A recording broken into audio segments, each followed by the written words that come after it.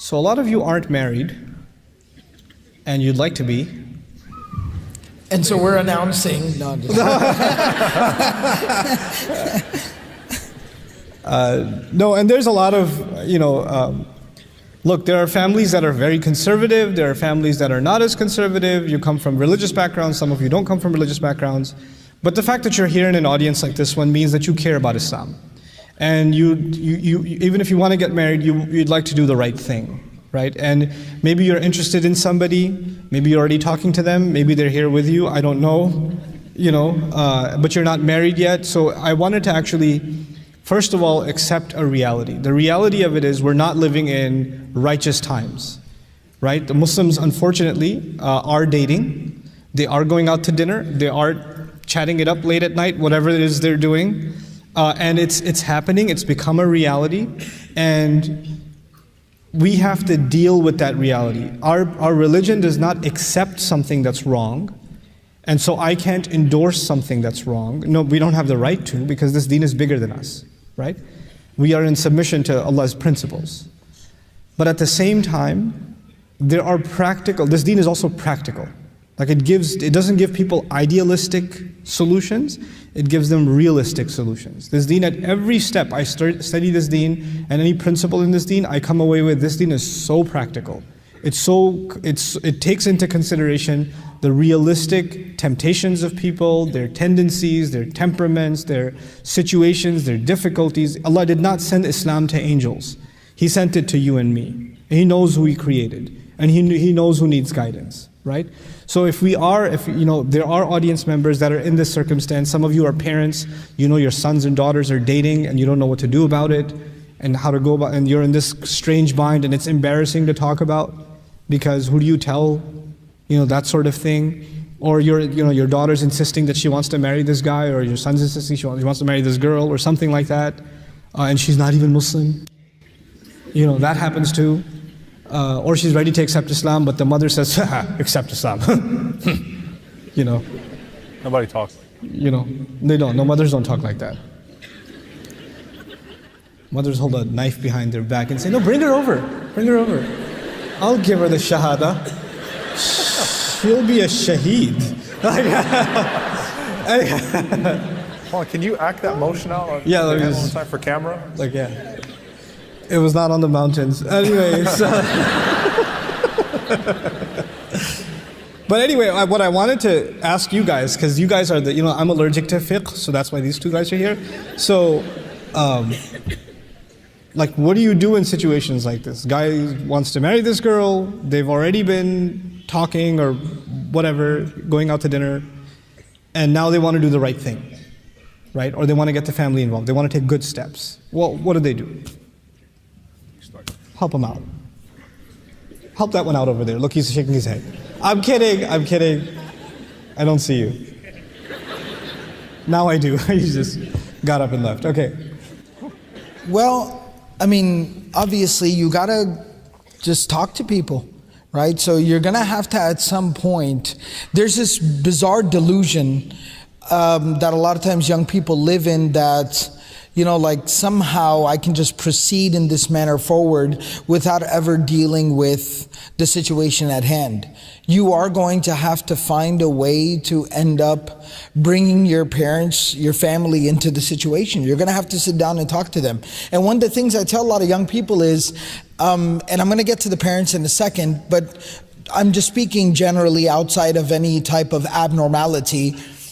Normal parents, like I said earlier in the lecture, they love their children more than they, love life itself. So it's not so much about what you're saying, it's how you say it. So storming into your house and kind of saying like, hey, listen, this is what's happening, this is who it is, and this is what's going to happen. There's a way that conversation is going to go, and it's not going to go very well. And then there's another tone of the conversation where you sit down and you kind of say that, look, I want to be happy. What? And I want to find the right person for me. How long have you wanted to be happy?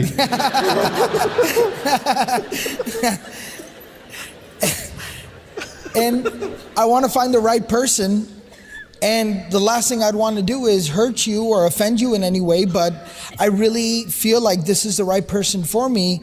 I want you to help me out here, right?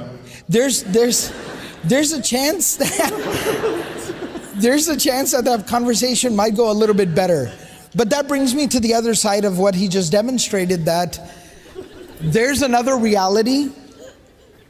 That your mom might be like Nouman. Yeah, exactly. That parents are not perfect. And that's probably one of the biggest taboos, that most taboo things you can say in the Muslim community, whether it be America or Singapore, right? Parents are not perfect. Nobody wants to hear that. Yeah, exactly. Exactly. So it's just a reality. And so that's where what I'll tell young people is, if you are trying to make things right, as you said, maybe you did things wrong, but now you're trying to make them right. Or maybe, mashallah, you're one of those young people who are trying to do things the right way from the very get-go, and your parents are they're not perfect and they're not being reasonable, then try to find some type of ally, right?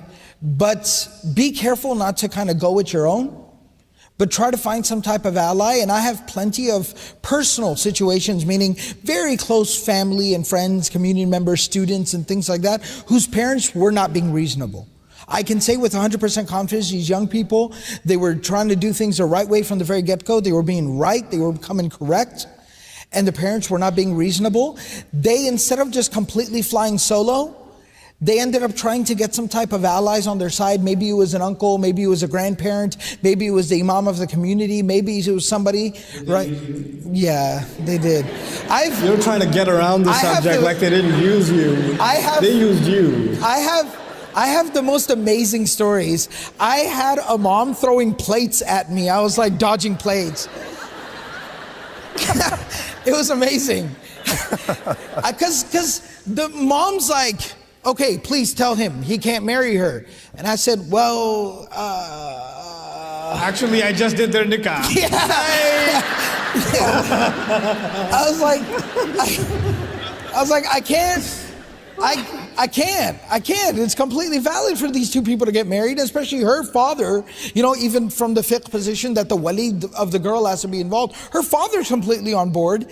I've spoken to him on the phone. He's completely down. So he actually can, and I even think should marry her. And she was like, I'll be right back. She came back with plates and she just started throwing plates at me. Get out of my house. I said, okay. It's, so that might be the reality where the parents are not being reasonable, because parents aren't always perfect either.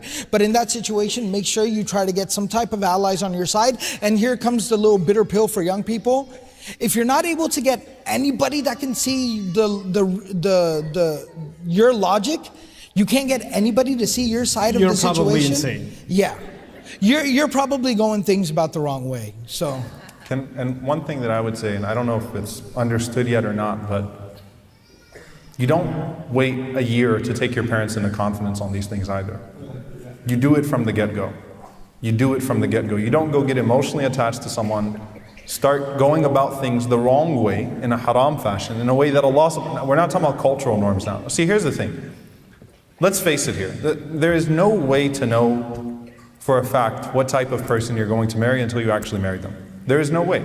And in fact, psychologically speaking, dating will not do you any favors. It's not going to help you know that person more. It's going to help that person make a better impression on you, not help you know them more, because until you live with a person, there is no way to completely know them. So that's something that is, the decree of Allah subhanahu wa ta'ala, and things happen, and that's true. But let's face it, collectively as a society, are we moving deeper into a marriage crisis? Or are we getting better because we've loosened restrictions and so on and so forth, right? Whether it's the Muslim world or the Western world or what have you, because there were certain decency cultural norms from a decency perspective that were in place even in the non-Muslim world, in the secular world. And there is a crisis in every part of the world in this regard. So when it comes to the Islamic perspective now, we believe that Allah subhanahu wa ta'ala is the turner of hearts, right? We understand that Allah subhanahu wa ta'ala is the turner of hearts. Don't think that you can disobey Allah subhanahu wa ta'ala, do things haram, with the intention that you will right it one day, and Allah subhanahu wa ta'ala is going to put barakah in your relationship. You're fooling yourself. You're not going to fool Allah subhanahu wa ta'ala. You are fooling yourself. Now there's a difference between two people, and even the Sharia makes a distinction here of two people that started something wrong and they generally made tawbah. And Allah left it ambiguous. They actually made tawbah. They actually repented. And it wasn't a tawbah that was conditional on me marrying this person. It was a tawbah of like, wow, I did something haram, astaghfirullah, let me now go and approach this right. It wasn't, fine mom, dad, I'm sorry, but I still need to marry that person. And that's the only way that it's going to happen. You have to take them into consideration from the very beginning. And when parents are unreasonable, I will say this as well. You learn this the hard way, sometimes very later on, much later in your life, but your parents are not seasonal. The whole world will turn their backs on you before your parents turn their backs on you.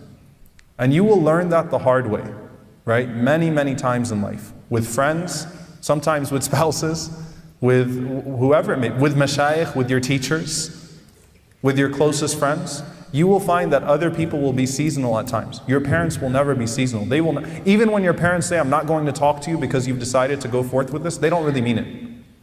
Right? They're saying that as a threat, hoping that you'll recognize the situation. Now, when parents are wrong, when they're dead wrong, and when they're standing in the way of something that is halal, something that is completely pure, something that's been pursued in the right way, then at that point, there is the option in Islam to override them through a particular process. But even then you have to ask yourself if it's worth it. Even then you have to ask yourself if it's worth it. So I have a tough question for both of you. What's that? I have a hard question for both of you. Okay. There are people in the audience, inshallah they're not, but there are people in the ummah that are dating for a long time, a year, 2 years, 3 years. And the first advice that comes in my head is just get married. Doesn't matter who says what.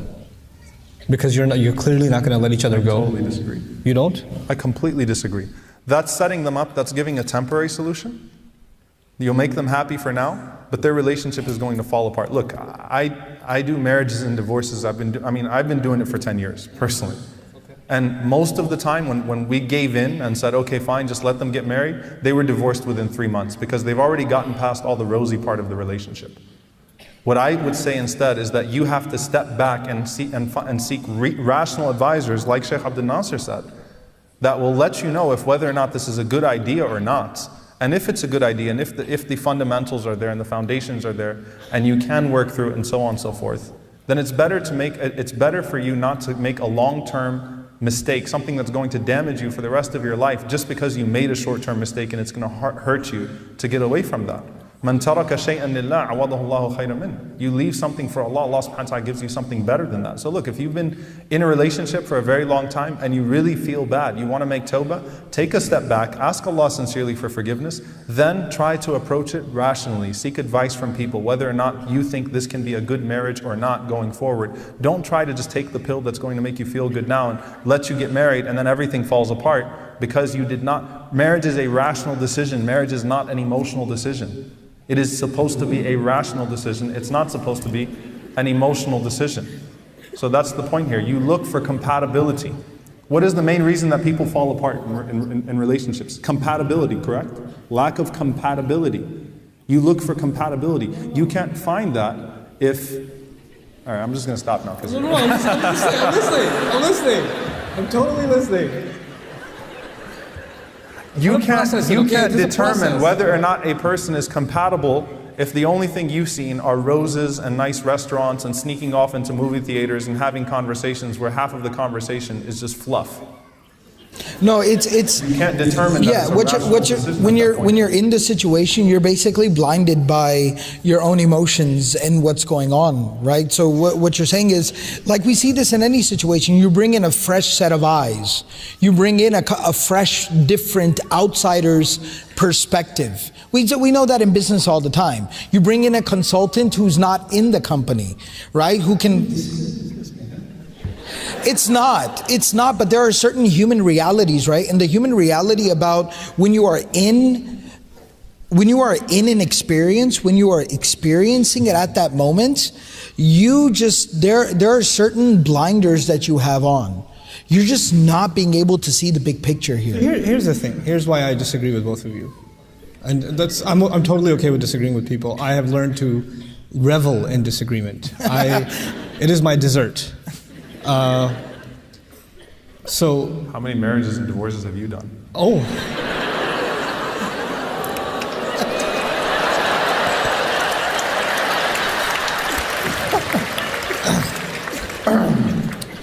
Go ahead, Imam Nouman. I knew you when I used to eat the adult meal and you used to get the Chuck E. Cheese meal. Okay, so... Happy Meal? Yeah, With the toy? I used to get him the Happy Meal toy at McDonald's. And they used to look at it, this guy is a child? You're 6'6" even then.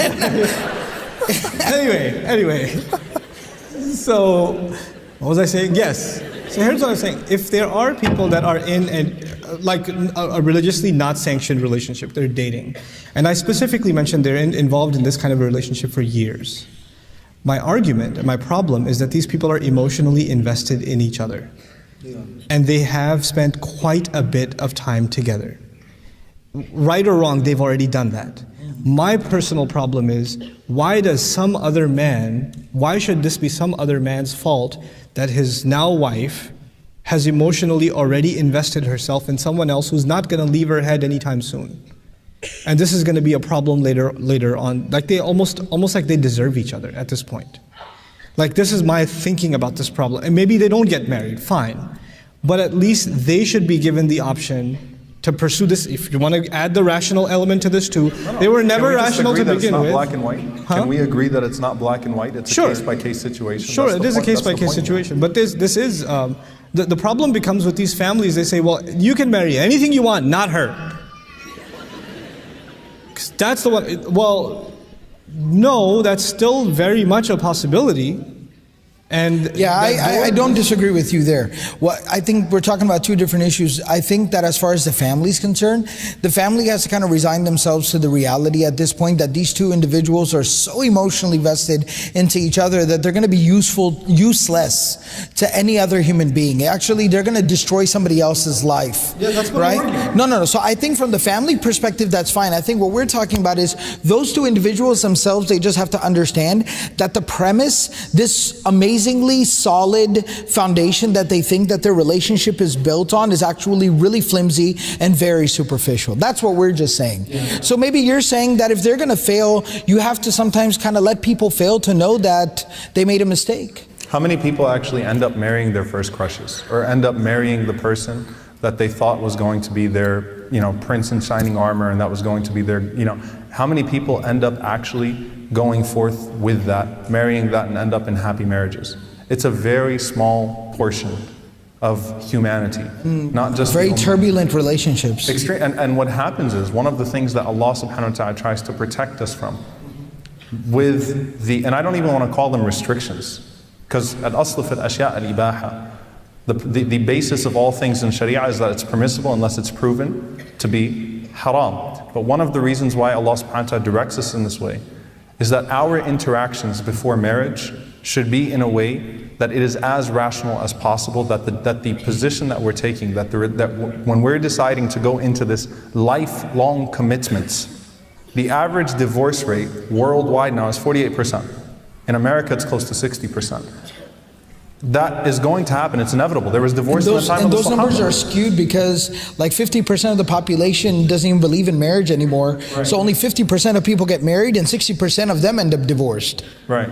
So the numbers are actually catastrophic. And then 30% do this and 20% go and then 10% and then there's a lot of numbers involved. Well, I'm a Mayman, so it's very natural. I was just doing math, okay? But no, so you're talking about... I only understood about 3.2% of what you guys were saying.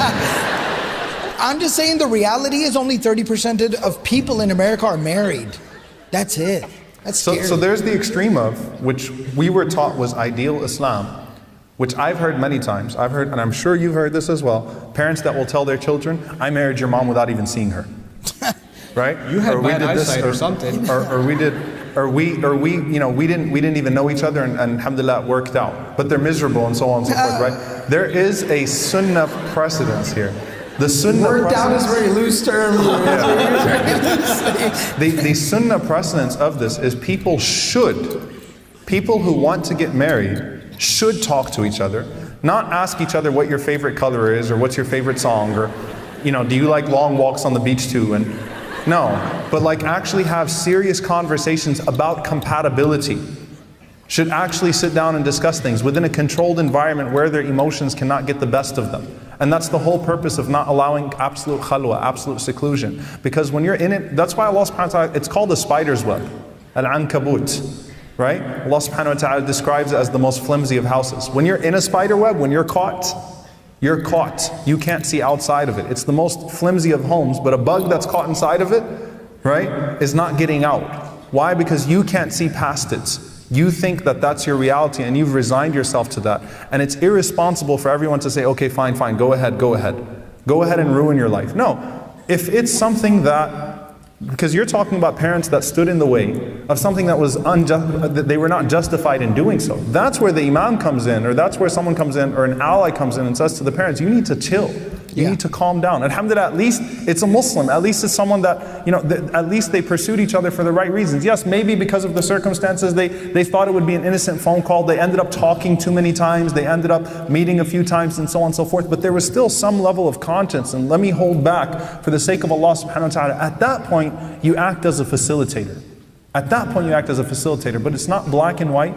And at the end of the day, we need to understand that when we go through relationship after relationship after relationship, we're killing our own ability to have meaningful relationships. Allah does not want that for us. It's not healthy for us to go through relationship after relationship after relationship and be broken down over and over and over again, to where when we go into our 7th, 8th relationship and say, this is the one, we already are questioning, and we already have this sense of paranoia that there's no way that it's going to work out, and we've already lost our own capacity to love. So try to pursue things as right as you can, and then when people stand in the way in a wrong fashion, that's when you resort to those other protocols. Now, if you are, what the reality, if you've been in a relationship for a very long time, the first thing you need to do is what? The first thing you need to do is disengage, tawbah. You need to ask Allah for forgiveness. The first party you should be concerned with in anything that happens in your life as a Muslim, as a believer, is what does Allah think about this? What have I done to offend Allah subhanahu wa ta'ala?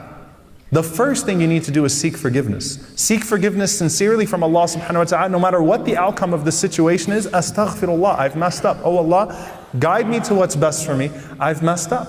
Because then you bring back the barakah of Allah subhanahu wa ta'ala, the irshad, that guidance from Allah subhanahu wa ta'ala in your direction in life. But when you take that out of the equation, then it's always going to be, it's always going to be risky no matter what. But you make it so much more risky, and you're still not going to pursue a path of barakah. I'm going to conclude this session with a dua that Allah allows all of the young people here and all the unmarried here the blessing of a good, permissible and sustained and healthy and nurturing and happy marriage.